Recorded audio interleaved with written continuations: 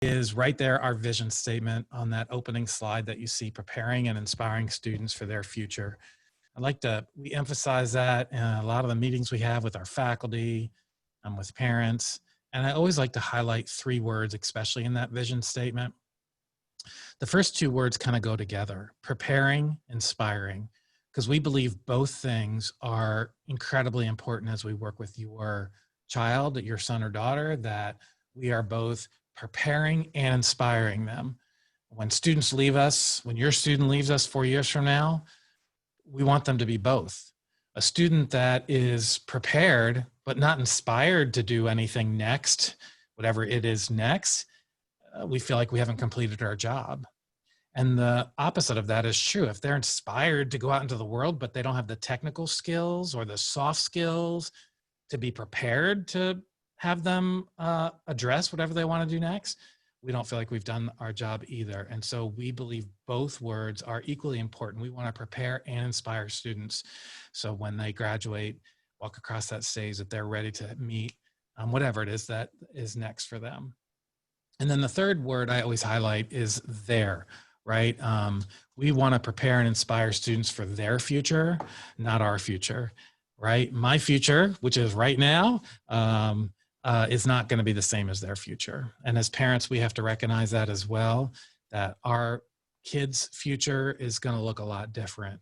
And so we always have to remember that that's our job, is we're preparing them not for the future that happened years ago or that's even happening now, but the future that's happening in their life. And so that's why we have that vision statement. Those are the three words that are most important. And we will prepare and inspire students for their future. So I want to start tonight with this quote. Let me get my bearings here. There we go. It is the hopeful, buoyant, cheerful attitude of the mind that wins. Optimism is a success builder. Pessimism is an achievement killer. Dr. Waltz, our school superintendent, shared this with all the administrators across the county at the opening conference this year. I'd never heard this quote, and I thought, man, it is so perfect for what's happening right now. As I think about my own journey through coronavirus and COVID-19 and the shutdown last March 13th till now, I feel like I've gone through, and people go through like stages, right? I mean, first it was like this depression. My oldest son was a senior in college last spring. And when the shutdown, man, that was really, really tough to see him miss out on the end of his senior year as a college student. And dealing with that at home personally, and I couldn't do anything as a parent, right? There's nothing I could do as a parent to help that situation. That was very difficult. You go through a stage of feeling sorry for yourself. Why is this happening? What can I do? Then I know that I've gone through denial, right? I wake up each morning and I'm like, it's all going to be gone. There's going to be a cure magically. Everything's going to be good. We're all going to be back to normal. And if you remember at the beginning, it was very much that way. Like, oh, by this date, everything's going to be good. And certainly by this date, everything's going to be good. And now we're all wondering when that date's going to happen. And so, but there is a little bit of denial that we're in the middle of this very serious thing. And then, it's too challenging. This is too hard. We can't do it. We can't do online learning. We're not trained for this. It's just too hard. There's no solutions. Nobody's helping us figure this out. And then I was able to a couple of weeks ago be on a conference call with the state superintendent, and he was went through some logistics of things, but at the end, he kind of gave us a pep talk. He was on with principals across the entire state, and he said, you know what, our students are depending on us. And so we can't control this. We can't make it go away. We can't make everything be perfect. But our students are depending on us to do the best we can in this situation. And so when we met with the faculty in our opening meeting, we talked a lot about challenges and opportunities. And I'll be honest with you, we're struggling too. Our teachers are struggling, but we are meeting this, that we're going to discover opportunities with these challenges. And we're going to do that for your kids, because you're our students, your kids are depending on us. And I'd ask the same thing of you as parents. One of the dilemmas of being a high school principal of a large high school is keeping everybody happy. That's an impossible task, to be quite honest. And I know I have some of you in the audience tonight that probably believe kids should be back in school 5 days a week, 100% capacity. What's the big deal? They need to be back in school. And then I have some parents who are like, I'm not sending my kid back to school for a long time, right? And we have everybody in between. And so we all have our own personal feelings about what's going on. But I know our ninth graders are only ninth graders one time. And transitioning to high school is a really exciting thing. And so our students are depending on us. Last year, we had a very big challenge of not being able to hold a graduation ceremony. Very devastating. We didn't know what to do, struggled with a lot of things. And what we came up with was an opportunity. Here's what we did.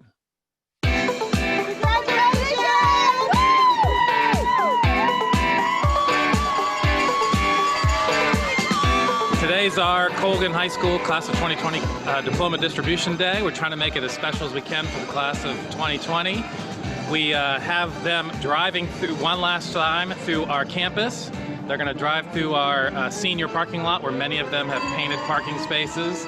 We have them going around the side of our building where we have our faculty members 6 feet socially distanced apart to wave and cheer them on from a distance. And then when they come around, we're going to announce their names, and we have a little stage set up here.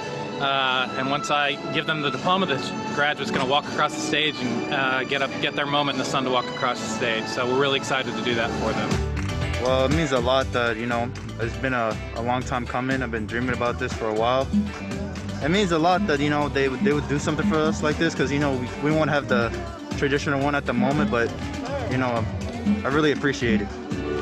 Jonathan Germa. I'm hoping, first and foremost, they know how much we care about them because of what's happened, them not being able to have a formal graduation ceremony, and trying to also allow their parents and families to have a little bit of a celebration with them in place of what they've lost.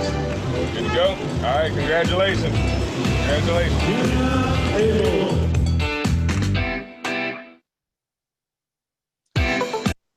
So there you have you. That's what we did on Diploma Distribution Day.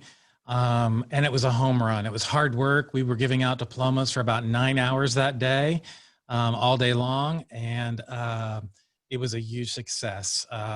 Parents were ecstatic, kids were happy. And so we took this very massive challenge and we created an opportunity. To the point where I have some parents saying, can we just do graduation like that permanently now, because they enjoyed it so much. So here we are again, and we recognize we have that same responsibility and duty with your ninth grader, as well as all our students. My younger son is a senior this year here at Colgan. And so I'm, again, looking at it through his eyes that, senior year homecoming, senior year first day of school, the fall football season, all these things that are incredible experiences for kids, especially their senior year, but even for ninth graders, right? We don't have those. Those are challenges for us.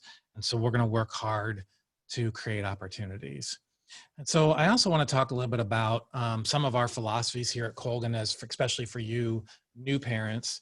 One of the things that we've instituted at our school is something called shock and awe. So if you think about it, the first day of schools, first 2 days of school, really, kids are super excited to come back. They miss seeing their friends. They're anxious to see who their teachers are. Even the most disengaged students are usually excited about the first couple of days of school. And traditionally what we've done in school is we've beaten those kids down with all these rules, right? Don't do this, don't do that. You're gonna get in trouble. You gotta have this. Here are your supplies. You need to have them by Friday. You're not in middle school anymore. All these kind of traditional things we've done. And by the end of day 1 or day 2, kids are like, oh, it's school again, right? And so we really try to don't do that. We try to do shock and awe. My number one goal at the end of the first day is not that they know the rules and consequences. It's that they're excited to be part of the class, that they run home to their parents and say, oh my gosh, I have the best teacher. I have this awesome class. It's going to be great. Now, if your kids at the end of day 1 and day 2 said that to you, but yet they don't know their supply list yet, I bet you'd be pretty excited as parents, right? You'd be kind of like, all right, this is good. And so this is our goal. We want to get them excited about our school, excited about their teacher, excited about the experience. We're going to get to the syllabus and the supply list and all those types of things in due time because they are necessary to do, but we're just not going to try to do them the first day or two. And so that's kind of our goal that we've done. It's been done. We do it very well in a traditional setting. We're still trying to do it in a virtual setting, although again, it presents at some challenges. The other thing we're really looking at is empowerment of students, right? And so engagement is this word you hear all the time. Kids should be engaged in their learning, engaged in class. And I think it's a good word. I use it fairly often myself, but really what we're trying to do is get to empowerment, because high school is really where kids want to begin to advocate for themselves. So if you look at this journey as a parent of a ninth grader, you've nurtured your kids, you've been for them, and we want you to continue to do that, especially in ninth grade. It's super important. But as the years go by, when they walk across that stage, you want them to be empowered. You want them to be empowered to be ready, like I said earlier, to do what's next for them. This is what we talk about when we talk about empowerment. Imagine the awesomest thing you can, like an automatic grilled cheese maker, or a time machine, or a time machine with an automatic grilled cheese maker. Now imagine who's going to invent it. Him? Glasses here? Whoever they are? Or maybe her? But how do kids like these become the types of people that do things like this? Maybe we should ask this guy.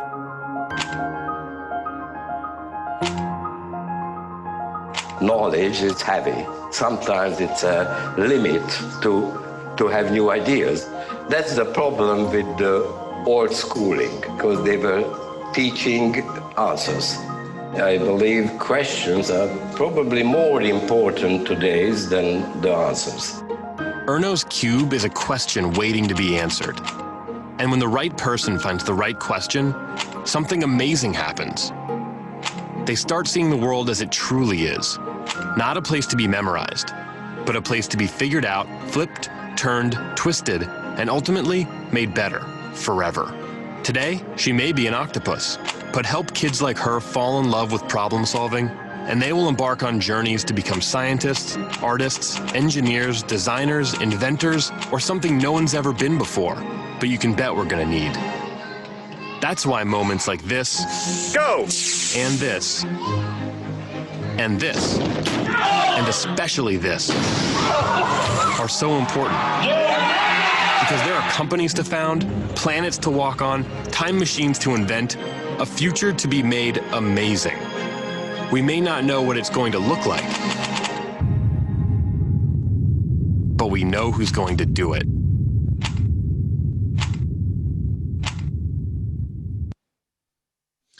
So that's our goal, is we want to empower your kids, and we believe learning is not about consuming knowledge, but by creating things. And you can see that a lot at our school, where kids are creating things to learn. You know, knowledge these days, while it's good to have a lot of information, to be honest, kids can get that at their fingertips on their phones through Google. And unless you're going to be a contestant on Jeopardy, it's there for everybody that quickly. It's more what they do with that knowledge, what they create. And so we're looking at that type of things that they can create. So one of the other challenges we had last year is we had all these end of the year concerts for many of our musicians. And I know a couple of you have already asked about performing arts classes and how do they work in a virtual world. And so I want to show you an example of what our orchestra class did last year and what they created in lieu of missing their last concert of the year. So much like an athlete, if a musician misses that last senior year concert, it's pretty devastating for them, just like an athlete missing their last spring season, like our spring athletes did last year. But our orchestra teacher was able to come up with something brilliant to celebrate kids and to make sure that they created something and made an opportunity out of a challenge.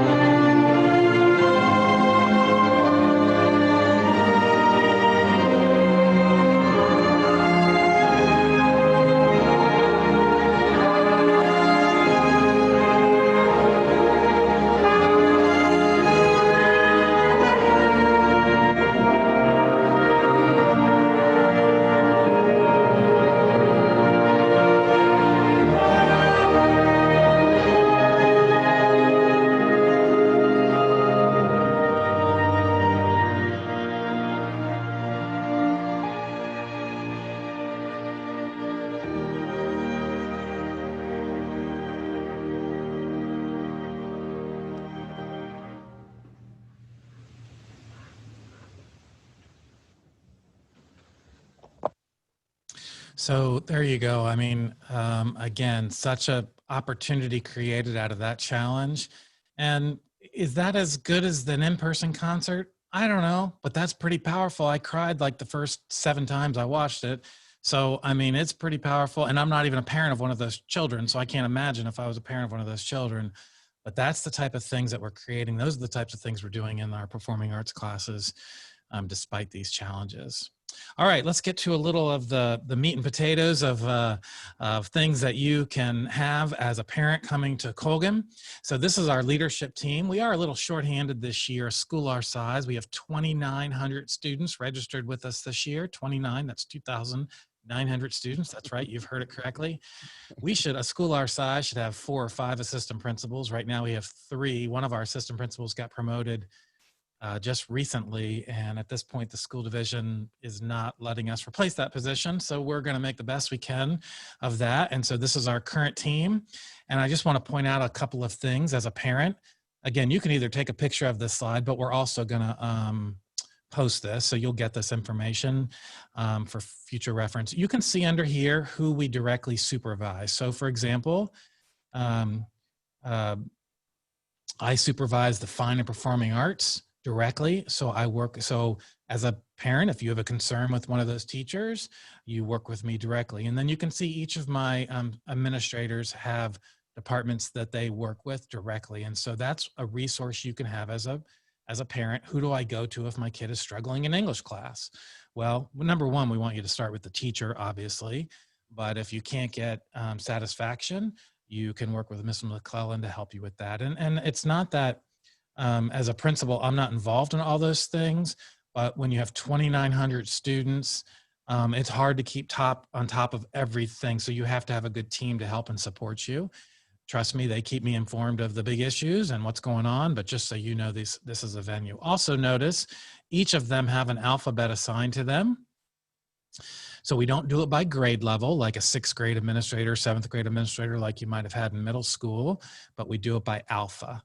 And this year, of course, as I said, we're shorthanded. We're short at least 1 assistant principal.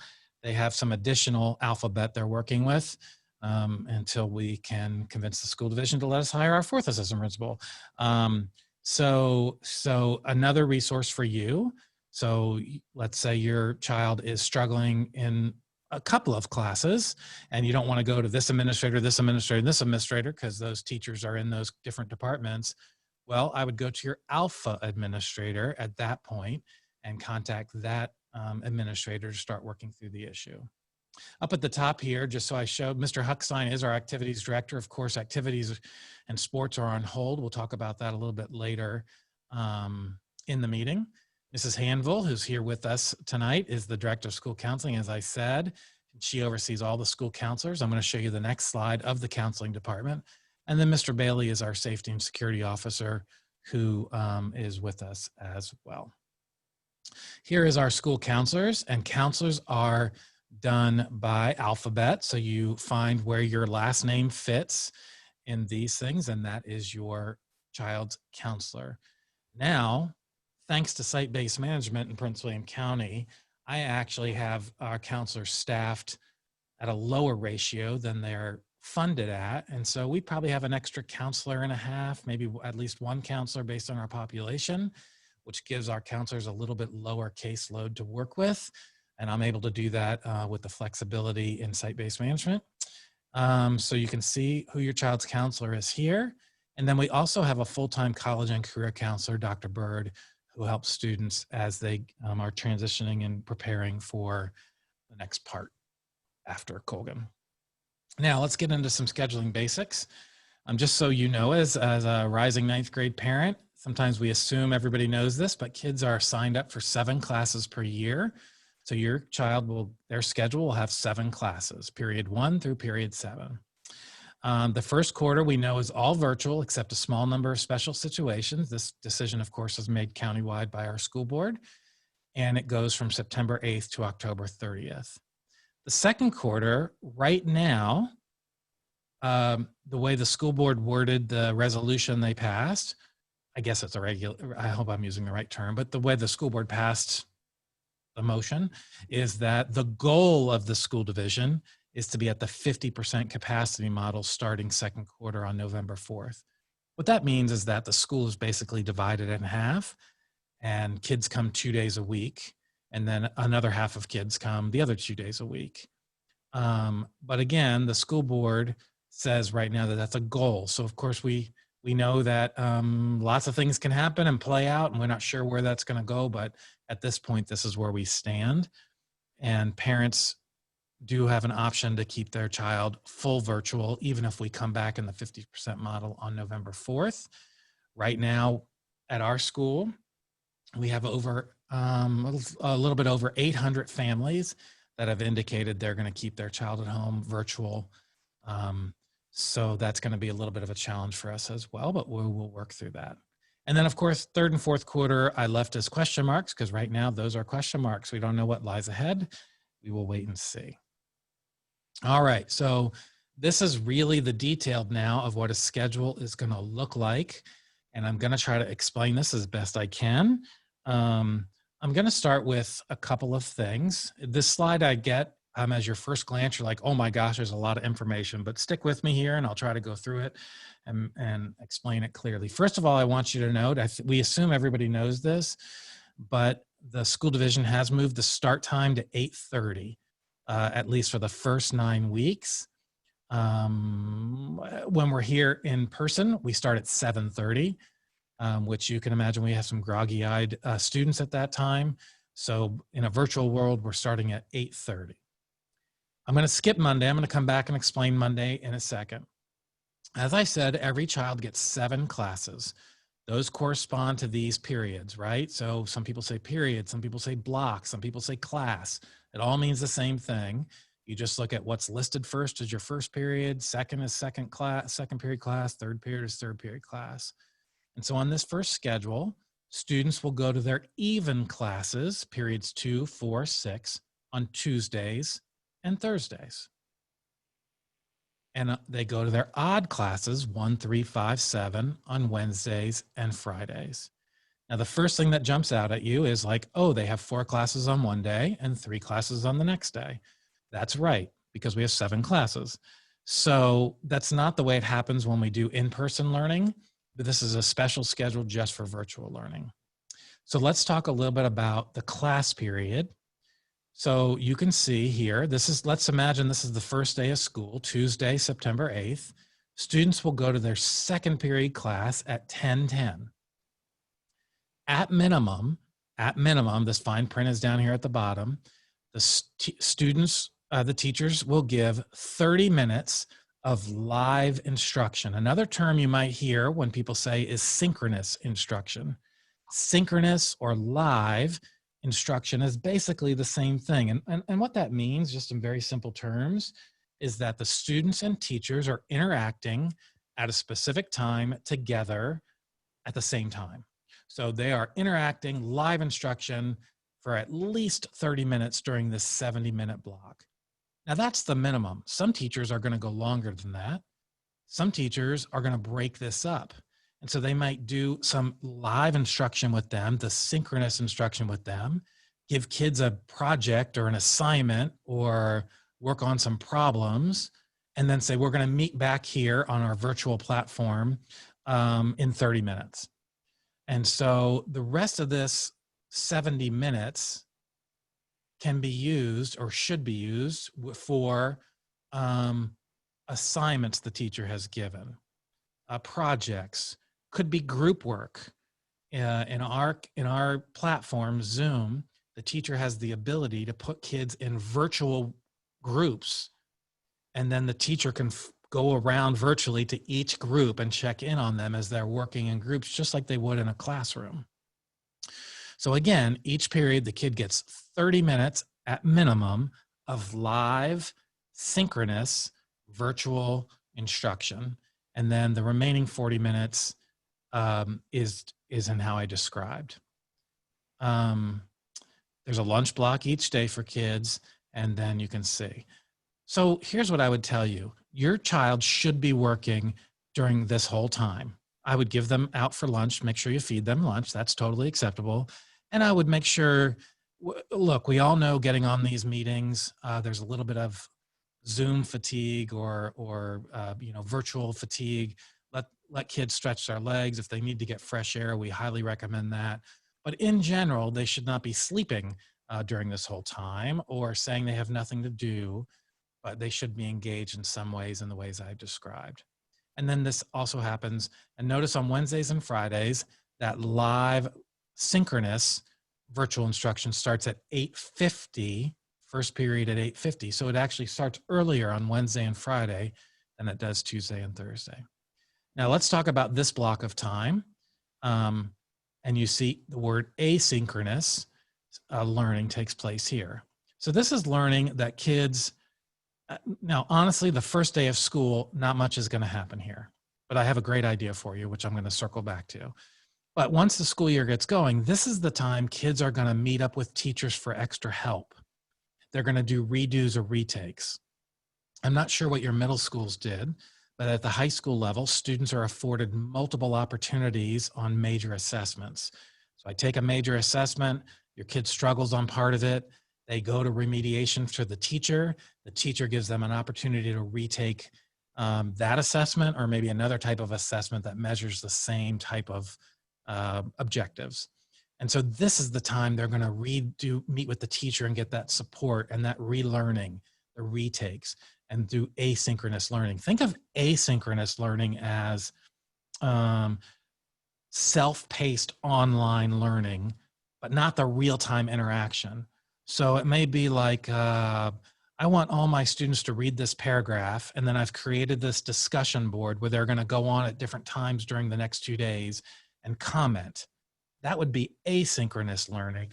It's not taking place live in real time, but yet learning is still happening. And that's how a lot of virtual instruction takes place at the collegiate level. But anyways, this block of time on Tuesdays and Thursdays is really devoted to that time. Now, as I said, on the first day, September 8th, they're not going to really have any retakes they're doing because they haven't met their classes yet. So I told the group yesterday, of course, you're in charge of your household, you do your thing, but this is a great time to get those fun first day pictures, get your kids to wear their first day shirt or outfit just like they would if they were coming to school, take a picture, put it up on social media. And so it gives you a little extra time that morning to do that in good faith. Now, Monday is the only thing I haven't explained here. Monday is a virtual day through the first grading period, the first quarter. And this is another opportunity where kids are going to be doing asynchronous learning. So the teachers have given them assignments or homework, discussion boards, independent reading. That should be done on Monday. It could also be the teacher has pre-recorded something. I want you to watch this video and comment on it. I want you to re-look at my PowerPoint slideshow on these notes and comment on it. So it could be things like that. It also gives them time to have office hours, appointments with teachers, and also if they need support with our counselors, librarians, other support staff. So this is a kind of a catch-all day to help them catch up, do work, stay on top of their classes, meet with their teachers. Okay, now to make all this happen, there's 3 big technology things that we want to mention with you. One of them is not new. This one at top, Parent View, is something that was rolled out last year or the year before. But thank you for the nods. And this is the 10,000-foot view where you can see your child's grades, attendance, and emergency information, etc. If you don't have a Parent View account, we strongly recommend it for every parent because we want you to be able to follow their grades and attendance and that sort of thing. Now, Canvas is the learning management system that all the material is housed on. So last year, one of the criticisms the school division got was that different teachers were using different systems to keep track of everything and it was too complicated. So now division-wide, we're using the same platform. It's going to take you a little bit to get used to. We're going to give you a little intro, very basic intro tonight to help you and give you some other resources. This is, not every parent will want to dive into Canvas, but for some of you more involved parents, the Canvas gives you an opportunity to dive into the course where you can see the assignments, the projects your child is working on, and kind of see what they're seeing to support them if your child needs that. And then finally, Zoom is the video audio conferencing, what is used for classroom instruction and office hours. And all our parents, no matter how involved you are, we're asking you, This is good for you to know, but we really don't want you Zoom bombing your child's classes. They're in high school and they'll be embarrassed if you're sitting next to them in ninth grade English class. So we encourage you not to be doing that, but just we want to make sure you're aware. And so with that, Mr. Watts, I'm going to turn it over to you to give a little more details. Amazing. Sweet. So we're going to talk first about the hub. And so I want you to think of the hub. You registered for, you have filled out that survey, right? The survey about what you asked your child to have virtual or in-person instruction. You got that survey to fill out devices and whether or not you needed a device at home or whether you had a device already at home. And so the hub is where you put all of that important information. It's important for us as parents. I'm a father of a rising ninth grader as well, and I'm a father of a junior. And so I use the hub to be able to get all of that important information of like her student ID number or her email address when she forgets it. And it helps me update her emergency card so the school has the latest way to contact me. My favorite thing about the hub, though, is my oldest daughter is Annalise, and sometimes people struggle to say that name. And so I really encourage you before Tuesday to go into the hub, and it'll have a spot for you when the schedules are released. I know that question's coming up a lot in the chat. That'll have a spot for you when the schedules are released for you to go in and record how to say your child's name. That's just really powerful for the student on that very first day. And the teacher, I know our teachers are going to be do that over the weekend before the first day, listening to every kid's name to be like, okay, that's how I'm going to say that. When Annalise pops up on the Zoom call, I'm going to say, good morning, Annalise. And it's going to make her day. And that's going to help because I'm going to record that. The next thing, and if you have any questions about the hub, it's part of the emergency card. So reach out to the school. You can reach out to me, or you can reach out to the school through the main office. And we're going to make sure if that didn't happen last year when we rolled out the hub, if you didn't get your account, that we want to make sure you're connected. The next thing is Canvas. And so when we're talking about Canvas, we're talking about, actually, can you go to the next slide? Yep. When we're talking about Canvas, we're talking about now you get to see the actual way your child is learning every day. You get this observer, fly on the wall opportunity to see exactly the lesson that your child's teacher is delivering. You get to see how your child is interacting with other students in their virtual class. You actually get to see under the hub, under Canvas, you're able to see exactly what your child submitted. You can see any feedback and any comments back and forth between your child's teacher and your child about the assignment. So again, the hub in parent view lets you see the grades after. So thinking of last year, it was posting it after your child had already completed the work. Canvas lets you see the whole learning process. And so you have the opportunity to connect with your child and be an observer in that learning environment. One thing I do want to point out is at the very bottom, there are two separate logins. The student goes through canvas.pwcs.edu and they sign in with their school email. You as a parent go to a different login, and they don't have one for PWCS yet, so we made you one, and it's parents.colganhs.com. And that'll help you start that whole process of signing in and accessing Canvas in that way. If you got this scoop, and if you get the Prince William County scoop, you would have got a notification about 3 upcoming parent events. One is tomorrow night. I will be leading that one, and I will be demoing all the steps of being able to access Canvas, and I'll also be demoing how the virtual school day might look like for a high schooler, how the virtual school day might look like for a middle schooler, and how the virtual school day might look like for an elementary school student. So you will want to set up that Canvas account. And then the last thing that really kind of ties the whole piece together and connects your child in a virtual learning environment is Zoom. So we all know Zoom, right? We've taken Zoom classes, we've had Zoom parties, we've had Zoom get-togethers with our family through this whole pandemic. But the Prince William County invested in Zoom to provide a secure platform for your students to be able to engaging just with their teacher and just with their peers in a learning environment. So your students are going to have what's called a secured classroom, and they sign in with their school email. And then they and the parents are they and the teachers are the only ones who are accessing that Zoom call. What's also really nice is the Zoom calls can be recorded. And so the instructional component, not the conversation that's on the side and the faces, but the instructional component is recorded. So if your child, like my child, who sometimes struggles a little bit with math, really benefited from being able to go back and rewatch that part of the lesson, pause, and then on her computer, answer the next part of the question. That really, really helped her. And so all of our children are going to be accessing their live synchronous lessons through Zoom. And those Zoom lessons will be, the links will be in Canvas, and then the recordings will be sent to you maybe through the hub and also posted on Canvas. What's also nice is, as a parent, we talked about how, you want to stay, everybody wants parent view, and then we want you to have Canvas, but the Zoom is definitely, let's let our kids be kids. Well, what's really nice is on that Monday, you can reach out to your child's teacher, or like if you're having struggle with getting your account set up, you can reach out to me, and then we can have a one-on-one call through Zoom as well for our office hours to kind of bridge that community. So with all of that, if you're asking yourself, what do I do now? Like, Mr. Watts, that's a lot of things. Give me bullet points. Okay, so ask your student to log into Canvas. They could do it through their email. They can do it through canvas.pwcs.edu. They can download the app and just sign in, all of those things.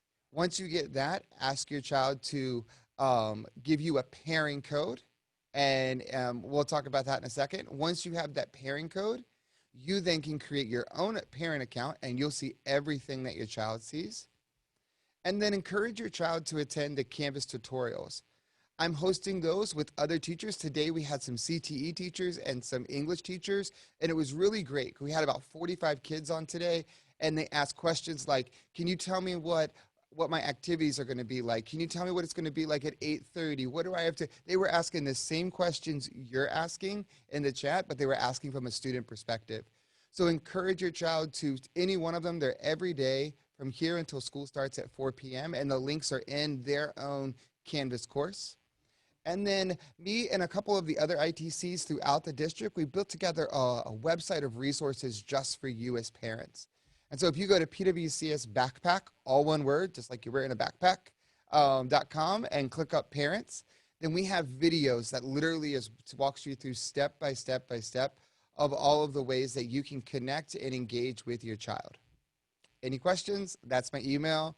I'm always available to talk. Okay, thank you, Mr. Watts. So I'm going to do some other slides here that don't have to do with the virtual school day. And you're probably like, well, we just care about the virtual school day. So I get that, but I also want to make sure you get the full 9th grade orientation experience. So some of these slides, I'm going to go through them quicker than normal, but really some of them apply to when we're back in school. And so you know a little bit about our school. And then we will continue to answer questions in the Q&A. And I'm cognizant of the time. If we run a little bit late, continuing to answer questions, we won't ask questions of you, but answer questions. We will do that to make sure we try to get all your questions answered. So just want to throw this up. Sometimes parents ask how to get involved at high school. Here's a bunch of ways. And the PAC, we have not got up and running this school year yet. We will be meeting virtually and going through that. We'll be sending out information through our emails. And so you'll get that if that's something that interests you. We have a well-functioning PTSO. Again, we'll send out information for their meetings.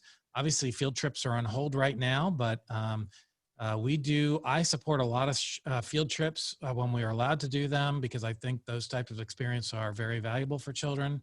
And so we're always needing your support. And you can see these other Booster Club organizations, many of which are still meeting virtually during this time. Just wanted to touch this on safety and security. Obviously, this is very important to us, and we have many things in place. We're in a very secure building, with it being a new school with security cameras and all these resources available. I'm not going to spend too much time on this, but just know that this is important to us. We conduct all the drills. We work with our kids. We talk proactively with them, because in my experience, that is some of the most important work we do, is being proactive with students to keep our schools safe and secure. I'll just mention this, and obviously I know you won't be dropping your kids off at school, hopefully at some point this year, but I always make a joke. We do drop-offs in the morning if you drive your children, And as you follow my cursor here, everybody wants to stop right here at door 1. And I say, let your kids walk. It's okay if you go down here and they walk to the front door. But when we are back in school in person, I will be standing out here every single morning, no matter the weather, no matter the temperature. That's what I do. And I'm going to wave you to keep going down this. I'm not being mean to you. I just don't want, everybody wants to stop right at the front door. And it's like our kids have got to be a little tougher than that, than only have a 5-foot walk here. The other thing that does is it backs up traffic if everybody stops at this door right here, and traffic backs all the way out to 234. People get really mad about that. Okay, and then this is afternoon pickup, but we'll talk about this later. It's kind of the same system we have. A couple of survival tips we give parents, and I always give warning about the traffic lights. So on Monday, we have our drive-through orientation. Keep in mind, that this is not a place you just bop up to, like, oh, the event starts in 5 minutes, I'll just bop up to Colgan, because the traffic light takes a long time to turn into our school, and we don't have any control over that timing of that light, and it can take a while. So just make sure you plan for that. I'm not going to go through the rest of this for tonight, all important bullet points, but I'm going to skip through that. And then all the same thing with here. I'll just let you read those, and maybe we'll have a future time where we can talk in more depth about these things. So here's some important dates. Of course, you guys should know we're doing our drive-through orientation, and today we did post the details of that. And again, notice we made times for all the alphabets. We have Ms. Hanville, I know you're on mute, but get ready to unmute yourself. How many freshmen do we have in the freshman class this year? A little over 700. So we are trying to get 700 of you through in one day, and we really want you to stick to that timetable. Of course, we did make evening hours for those of you that absolutely can't make it during the day on Monday. So we'll be here. It'll be a full day for us making that drive-through orientation. We really encourage you to come to that. We also have some videos. Those will be released and posted on Tuesday, September 1st. We'll send out a notification of that, first day of school. We talked about all this before. Down here, I just want to note about sports. The Virginia High School League made this decision. Those of you that are involved in sports probably most likely already know this information. They are going to try to play all the sports this year in these untraditional time frames. Some of our sports will begin, we received approval to begin conditioning work. I think it's September 10th or maybe September 12th. There'll be more information coming out about that. But voluntary workouts for some of these sports will start occurring once the school year starts, as well as one thing I don't have on here, and I apologize, is the same thing with clubs. We have tons of clubs here at Colgan, and we'll begin to advertise them. Excuse me. We'll begin to advertise them. Got a little frog in your throat. This is what happens when you're talking so much and getting that drink of water. Hey, Yeah. thanks for covering. We'll be sending out more information on our virtual clubs, and some of them will continue to meet virtually. And we know it's super important to get your son or daughter involved in our clubs, and so you'll get that information as we send it out. And then kind of right here before we dive into all our question and answer, this is all the places we're available on social media and the web. And we try to use all of them. I would say we're pretty good on all of them. I don't know about Snapchat and Instagram. Are we good on Snapchat and Instagram? So definitely with Snapchat, we're really empowering our leadership students to take up a leadership role and build that community in our school. And so it's in supervision with the leadership teachers. Okay. So the website's a great resource. All those are really great resources. We know many parents focus mostly on Facebook. We do a lot of communication through there, but that YouTube channel is really valuable because that's where you see videos like this and live performances and all of those things. And when we live stream events as well. Okay. So with that, I'm going to ask my partners here to help me with if we've had some Q&As that we need to discuss. We've gotten through most of the questions today. We did have a couple specifically about performing arts classes being virtual. Right. So I addressed that a little bit, but I would say this. Last spring, when, as we all know, the virtual, I called it emergency virtual instruction, and we had some strong areas and we had some weak areas. And I know that was a source of frustration for some people, but I call it emergency instruction. I mean, you think what happened on March 13th, you know, even at that point, if you remember, we weren't closed down for the year. The initial thing was that we were closed down, I think, through spring break. And so when we left here on March 13th, we all thought we were coming back that Monday or Tuesday right after spring break. How naive that was of us to think that at that time, right? But that's what everybody thought. And so then we scrambled, and by we, I mean all of us in the school division. And so I think the quality of what you saw was, it was emergency instruction.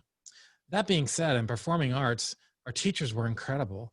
And the sample of what I showed you with orchestra, our chorus did that, put out multiple productions of songs where they use that through coordination. They can work with kids individually through the breakout rooms with Zoom.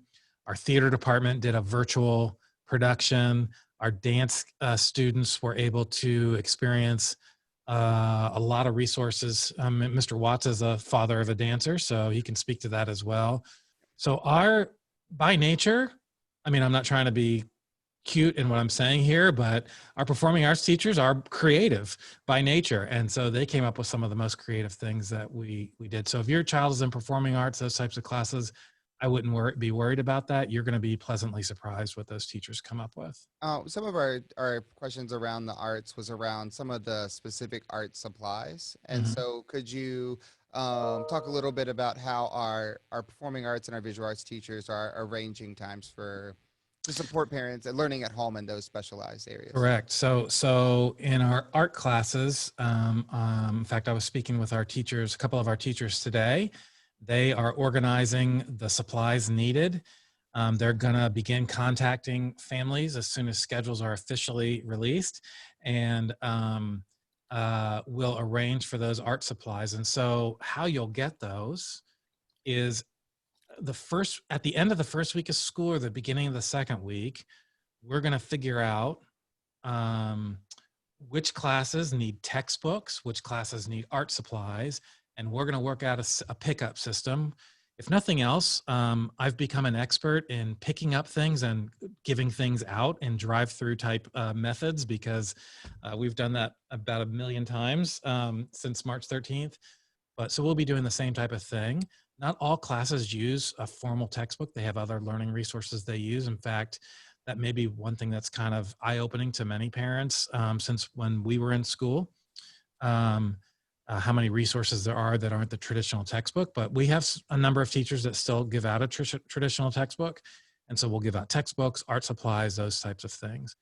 Music instruments, I think we put out earlier in some of our notifications, those teachers will specifically work with you individually. They'll have pickup days for those of you that need to rent instruments.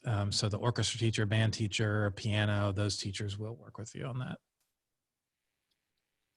Other questions? You mentioned a little bit of some of our more hands-on classes like Encore and CTE. How are those going to be, like PE, how are those going to be handled virtually? Some of those more hands-on environments.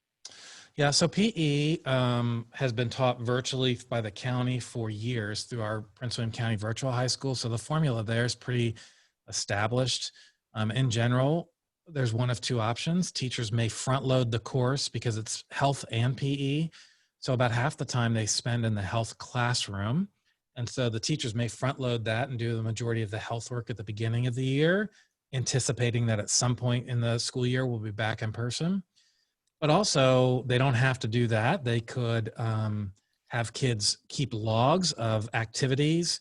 They basically give them a list of activities and exercise and things they can do. My own son took 10th grade PE over the summer online. It was way more demanding than you can make a joke about, because everybody always makes a joke. How do you do PE virtually, right? And my son was more active that summer than I've seen him in a long time. And we had to document and verify. And he was out at, if he was short on hours that week, he was out at 10 o'clock on Friday nights riding the bike up and down the street. Not my proudest moment as a parent, but we got it done. And so you'll see that kind of, again, creativity in hands-on classes as well as the CTE classes as well as they do it virtually. We had a question come up, and I know this has come up before. Could you talk a little bit about how you see attendance and students submitting assignments as an indicator that they have attended the class or participated? So how we're going to take attendance is hot off the presses. The school division just put out the kind of regulation to govern that this afternoon. Some of our teachers haven't even seen this. They've been waiting for it. But basically, attendance will be taken Tuesday through Friday when students are supposed to be in classes. So the easy one is if they're present for the live in-person synchronous lesson, they get marked present. If they are not, they'll get marked absent temporarily. But if they then engage with the teacher through other asynchronous ways, discussion boards, Canvas, I don't know if we mentioned it earlier, Canvas will record the amount of time a student is engaged in the class. And so the teacher can get a report that says, Tim Healy worked on my class for 30 minutes this week, or Tim Healy worked 30 seconds on my class this week. Right. And so that engagement in Canvas could be one way or another way. Submitting the assignments that are due could be a way. So if a student misses the live instruction, but completes work in one of those other ways I described, their attendance would be marked. It just came out. Oh, no, I can't remember the terminology. Do you remember? Asynchronously present. Asynchronously present. So they're still present by technical terms and legal terms, but they're asynchronously present because theoretically, if a student is struggling in a class, we want to be able to tell, have they been attending the live in-person lessons or have they just been submitting stuff online? And we think that feedback for you as a parent is good as well as us. So we want to be able to, and this is, again, it's happening school division wide. It's not a Colgan method. This is happening all across Prince William, but it's a way to delineate who's attending in person and who's submitting assignments and not being there in person. Thank you. Another question that I've seen pop up a few times, if you were to recommend a school supply list for parents in a virtual environment. So I think that I think that I'm trying to think of other things besides traditional supplies that we would tell the students to get. I think it goes a little bit. There's another question in the chat that's asking about will there be protocols or requirements for students when they're participating in live lessons? Like, is there a dress code and should they be sitting at a desk and that kind of thing? And so I think as a parent and as an educator, I think of how could I set up a personalized learning space for my students so that maybe it was a little, not that I'm requiring it, but I know that my daughter will do a little better if she's out of her bedroom and I set her up a little desk and a little lamp and a little notebook and all that stuff. So I think just from my parent perspective, that's what I'm looking to do. Yeah. Ms. Hanville, were you going to add, look like you were about to add something? No? Oh, no, I was answering questions. Sorry. Oh, okay. That's all right. So that's a great answer, Mr. Watts. Thank you for helping me with that. So I would say that I think the number one is to have a clear, we're all working on that when we worked from home. And I'm sure many of you are still working from home, kind of dividing between home time and work time and just kind of working through that philosophically and giving them a space at home as well. I will tell you that, so you asked about dress code and that sort of stuff. And, to be honest, we're going to be super excited. Kids are engaged in the class and in the class. We're not going to get hung up so much on dress code. That being said, if someone is clearly wearing something offensive or not appropriate, we're going to address that. The teacher's going to address that. Maybe the administrator is going to address that. So I'm certainly not suggesting there's not a boundary there, but maybe some of the traditional things you think of as a school dress code, we're not going to get caught up in that. We're just going to be excited that the kids are engaged with us. In fact, we want the kids to turn the camera on, just like we have cameras on tonight. But if you see this and the kid is engaged, we're going to be okay with that, because we recognize that some kids may not be comfortable with their camera on, or maybe don't want to, maybe their room is messy, or whatever the reason. And so we're certainly going to encourage them to turn their camera on, and we want them to turn their camera on, but we are going to be very patient with them. I was telling somebody today, you know, we did as I said, we did the emergency virtual learning in the spring that wasn't even really required. And so kids have been out of school without practicing school for just about 6 months, if you think about it. That's crazy, right? And so we are desperate to get them back engaged with us. I'm sure you're desperate to get them engaged back with us. So we're going to try to give the least amount of barriers to make that happen. I hope I answered the question. Yeah. I was a little long-winded there, but Okay. Sorry. Anything else that we have coming up? There's some questions about the Zoom and some of the encounters. I'll answer live because I guess it's easier now in that part. One of the questions was, how can we guarantee, or how can we help our children access the Zoom links for the class? And so we're really coaching our teachers to have a way that works for them, that is easy for our children to click on one button and see that's exactly my class for today. And because we're using that secured classroom environment, it really helps the teacher know that during that 10-minute window in between classes, that these are the students that are appearing in my waiting room. And we're really encouraging students as teachers, as you admit them in, to, you know, call them by name and engage with them as they first come in that class. And so that's really how I think it'll be different than the summer, if you experience in the summer school platform, because we were just rolling out Zoom and just rolling out Canvas. I supported some of the schools during the summer, and it was definitely a challenge getting everybody comfortable with Zoom. And I think we've ironed out a lot of those kinks, and we're ready for the school year. We've had a couple of questions about schedules.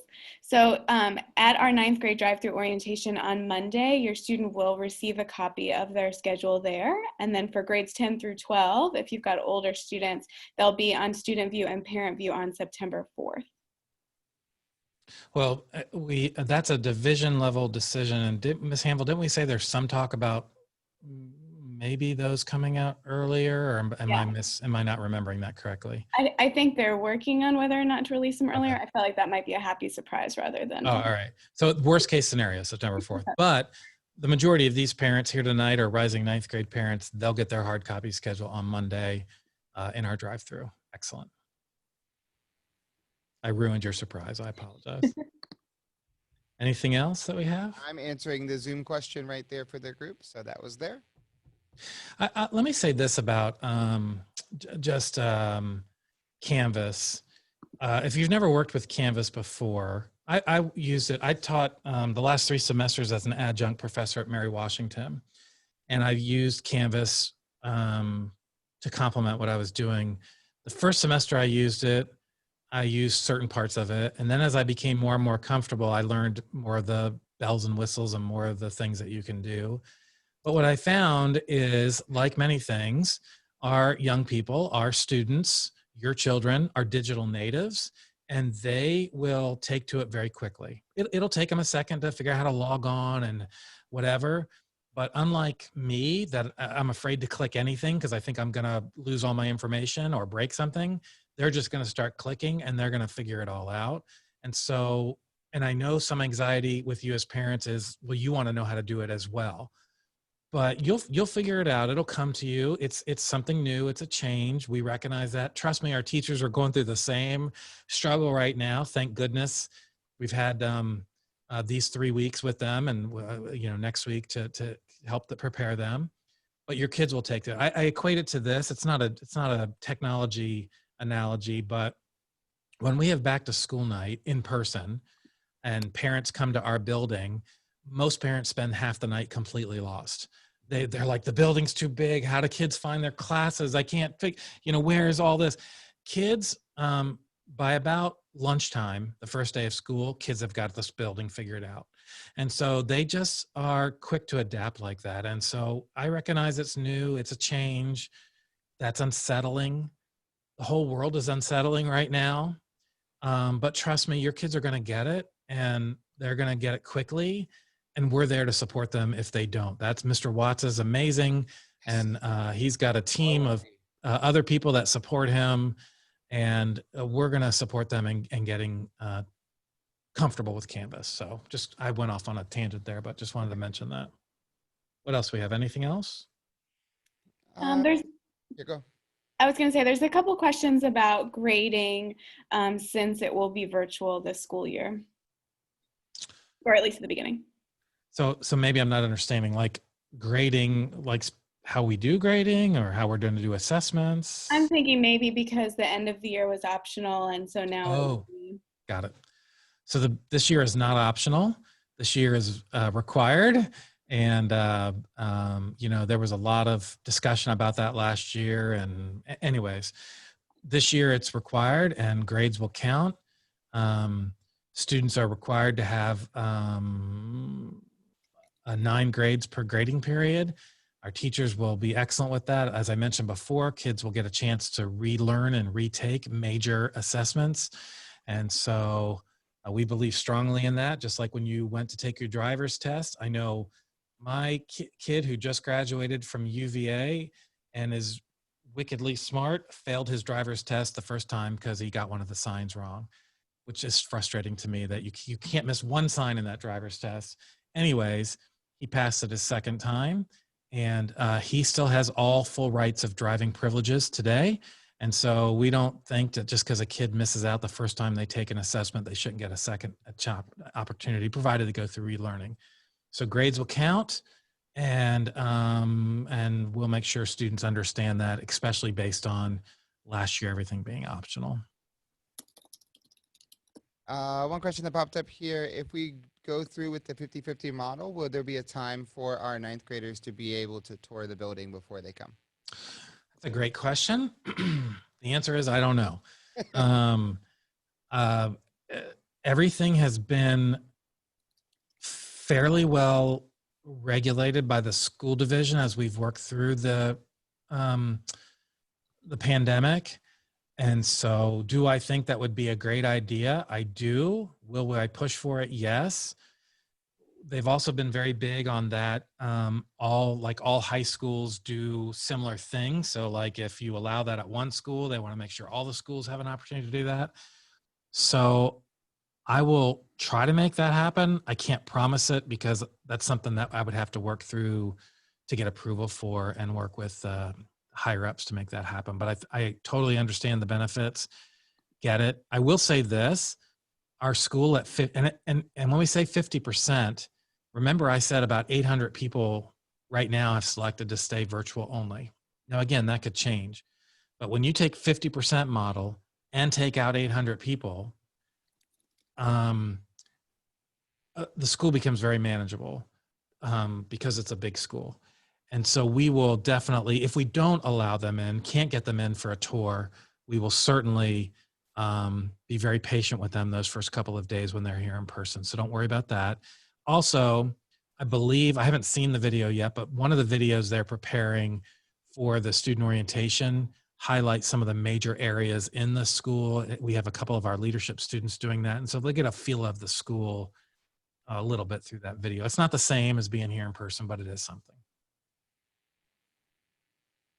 Okay. There are a lot. I mean, we can just keep doing all these things. A lot of questions here. Well, so why don't we do this? Why don't we say this? I'm trying to see how many people are still with us. Oh, a lot of people are still with us. Just hanging on. So I will say this. How about if it's 11:10. I'm sorry. It's 8:10. There it is. It feels like 11:10. It's 8:10. Why don't we go maybe another 10 more minutes answering questions? And certainly participants, you want to hang on. It sounds like I was looking at the participant number thinking a lot of people may have left because they weren't liking the questions, but clearly people are still engaged in the questions. So Okay. let's go maybe 10 more minutes or so, and as long as people still want to hear answers. But if you leave, I won't make it a mark against you or your child for the next 4 years. So when we're in person, I always make the joke that you can leave while we're doing Q&A, and don't worry, I won't hold it against you. I will notice if you leave, but I won't hold it against you. But now I won't even notice if you leave. So let's keep going. All right. One of the questions that has come up a few times is what is your thoughts on tests and supporting students that might be taking assessments virtually? So like, cheating and opening up a tab and looking answers up and those kind of ideas. Yeah, so Mr. Watts, you may be able to answer that question a little bit better because you've been working with the teachers directly and how they plan to do assessments and everything. Do you want to talk about what I was excited to talk about it, but I was going to let you have it. Why did you send it to me? I was going to let you have it first. You're the principal. So I can tell you that we are strongly coaching our teachers to think of alternative real world ways to do a test more than is multiple choice. As Dr. Healy said, this generation doesn't necessarily need us for information, but more, they really need our interpretation of their understanding. And so we're really encourage our teachers to do assessments that might require audio or video recording. Again, speaking from as a dad of a ninth grader and 11th grader, my daughter can look up a lot of things on Wikipedia, but when you put her in front of a camera and she has 3 minutes to give a 100-word answer to a question that she read in 11th grade English, you're going to know as an educator what she knows and what she doesn't know and how to support her during the office hour time and by appointment. That's the answer to say we're giving teachers flexibility to do different types of assessments now that we're learning virtually. I realized I got excited and then I might not have actually answered the question. And I would say that we've always tried to give our teachers flexibility in that way. It's just got more emphasis now. Yeah. Although we do, I mean, I'm not sugarcoating here. We do give a fair amount of traditional assessments and tests. And to be honest, kids need to be prepared to know how to take traditional tests as well, because that's part of life. But we also are trying to be very creative in making those tests more, or I'm sorry, those assessments more connected to the real world and problem solving and that sort of thing, like Mr. Watts said. Have we received any information on students who decide to stay virtual and whether or not they'll be able to participate in sports? So I'm going to give a 90% for sure answer on this. So if students, I'm pretty sure that's a positive, that if students remain virtual, but they're still enrolled in it, they have to meet the eligibility for the Virginia High School League, which is enrolled in at least 5 classes, which all freshmen should be in 7 classes, so that won't be a problem. And they meet the grade restrictions, then they would be eligible for sports. I'm almost positive I've read that, but to be honest, I took sports and put it aside. Not that I don't love sports. My own son plays 2 sports here at Colgan, but I've put that aside for the immediate. But I'm almost positive they said kids that stay all virtual will be eligible. And then some of the more unique situations like behind the wheel driver's education, is there any talk about that at the district? And then in CFPA focus, is there talk of maybe different requirements for the master classes? So I'll take the second question first. Definitely the master classes, we're looking at being more flexible with kids. We did offer several virtual master classes last school year, but I know the teachers have talked about the flexibility with that. As I said, they did virtual experiences with guest artists, guest speakers for them, and so there'll be those opportunities. But most likely, depending on how long we're in the virtual situation, we won't be as strict with those requirements. So don't panic about those masterclass requirements for those in CFPA. Driver's ed, I've heard nothing about yet, specifically behind the wheel. Obviously, the classroom portion we can do. Behind the wheel, I have not heard.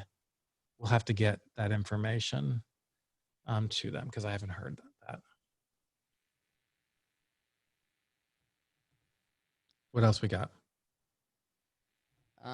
So there, one says, will there be an opportunity for students to socialize in classes, as some are new to Colgan because they maybe not be coming from the neighborhood school? Yeah. So again, 50 model, yeah. go ahead. Go ahead, Mr. Watts. Well, I was going to say in a 50-50 model, I'm assuming that's where that's what that question is referring to.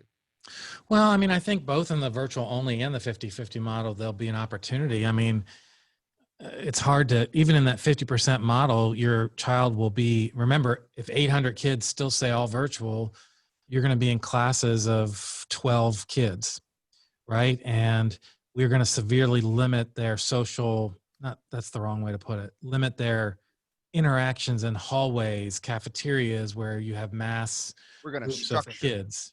It's going to be way more structured. Thank you. That being said, teenagers are impossible to stop from doing that sort of thing. They're so, you guys know this, you're the parents. They're so social by nature. And so in the all virtual situation, our teachers are going to try to do things to build community in the classroom. Absolutely. There'll be opportunities to work in small groups. Our teachers are continuing to explore those ways. They're talking in groups how to you know, as a teacher, maybe the most important thing you can do, even more so being a content expert, is having a positive rapport with kids, right? Now, I've always said our top kids, the top kids learn despite no matter who the teacher is. But the rapport for all kids is super important. And our teachers are really exploring ways to try to build that rapport virtually. And so we continue to explore that. I believe there will be opportunities. Is it as strong and as good as when we're in person? No, it's not. There's no way to duplicate that, but we're going to not ignore it. If we go 50-50 in November, is the schedule going to stay the same? So as far as start times at 8:30 in the morning. So right now the superintendent has said if we come in person, that it would revert back to the 7:30 start time. Kids would still have 7 classes. The meeting, which days they meet and the rotation of who comes on what day, we're still working that out as a school division. I don't know that we have 100% answer for that from a school division perspective. But the bottom line is it'll be divided by alphabet, and half the kids in, well, the kids in A through H, I'm just making that letter up. Is that it? How's it divided, Ms. Hanville? Do you know? Should I not be saying that? I'm sorry, A through K right now. A through K. A through K will come 2 days a week, and L through Z will come the other 2 days a week. I'm not sure the school division has established exactly what days those would be. Mr. Watts, we've had a couple questions about your Canvas training for students. Yeah. How do they sign up for that? So just today, because on our session yesterday, we had some parents who said that their child did not receive the invitation. So if they go to canvas.pwcs.edu and sign in with their school email, they are automatically enrolled in the Colgan student course. We built a course for the whole school so that they can see we can send out major important information just as a school-wide. And then also we're using it right now to kind of walk you through Canvas. From right there, there's a link and they click it and there's an announcement at the top and then there's a link on the side and they click it and they can join right in. And like I said, today we had some teachers that joined us as well that kind of talked through how learning might be in their school day as well. So go to Canvas, sign in with your school email, and then you'll see the links on the side. It's every day at 4 p.m. from now until school starts. Okay, well, I think we're gonna, Ms. Hanville, was there one more you wanted me to answer or no? Are we good? No, the only The question one about clubs right now. yeah, the only question that we haven't answered is about clubs being virtual. Yeah, and I see that second question there. Do you want to answer that very quickly? Yeah, so we have 2 counselors in the counseling department who speak Spanish, Mr. Augusto and Ms. Boyd. The club question is, will school clubs be able to use the PWCS online interfaces? And the answer to that is slightly complicated. It's easy if it is a school club, a school-sponsored club, the answer is yes. where I have to get clarification. What's that? I said I was typing and now I can hit answer live. Keep going. The where it gets complicated is, and this is for all you legal people, clubs at schools, there are clubs called equal access clubs. The Supreme Court made a decision many years ago where kids can form their own clubs. So an example of that may be a Fellowship of Christian Athletes. Obviously, as a public school, we can't sponsor that club because it's religious based, but kids can create a club on their own. And where I need to get clarification is, can those equal access student sponsored clubs use PWCS, or is that a blurring of church and state? But definitely all the clubs that are school sponsored can use the PWCS interfaces. So that'll happen. All right. Okay. Well, listen, I know many of you hung out with us all the way here to 8:22. We really appreciate, hopefully this has been helpful for you. And we continue to stand and support in this challenge, support the opportunity ahead to work with your child. We're happy they're part of our family, and we hope to see everybody in person at some point on Monday through our drive-through 9th grade orientation. So with that, we'll sign off. Everybody have a great night. Thank you. Thank you.